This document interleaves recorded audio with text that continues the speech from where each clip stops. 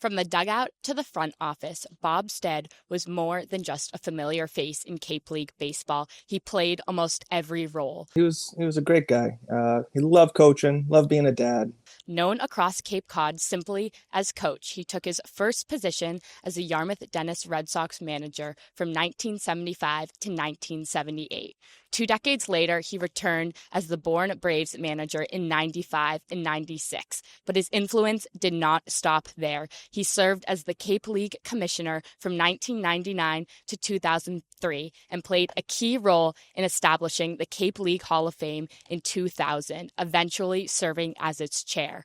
Bob Stead was not just part of Cape League history, he helped write it. Very proud to say I was Bob Stead's assistant coach. It's really cool to say that because very few people know that. Bob did not leave anything up for debate. Direct and straight to the point was his true coaching style. Honest.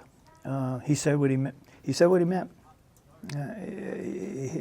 He meant what he said. Always thinking about how to advance the game, he had the idea for the pitch clock before it became standard. When he said, I got some advice for you. And he said, what? He says, your kid doesn't have any rhythm.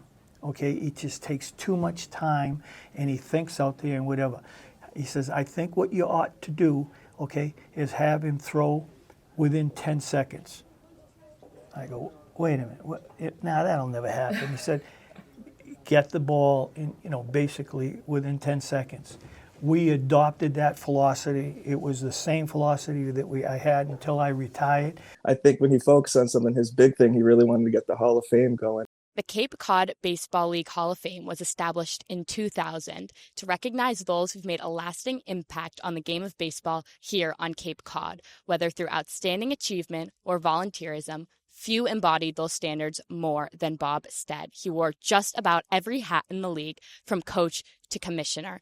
As I told you, baseball is a passion. We used to go to breakfast and sit there and we'd talk about a number of things, and then it always would get around to the Cape League, what we thought was right for the Cape League and what was something that they change.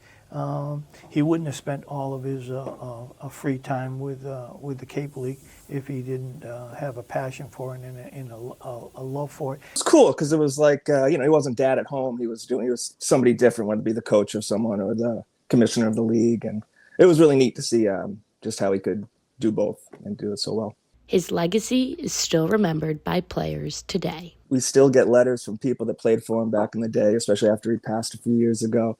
And you realize just how much of an impact he had on other people. And his legacy will continue in the Cape Cod League Hall of Fame that he helped start.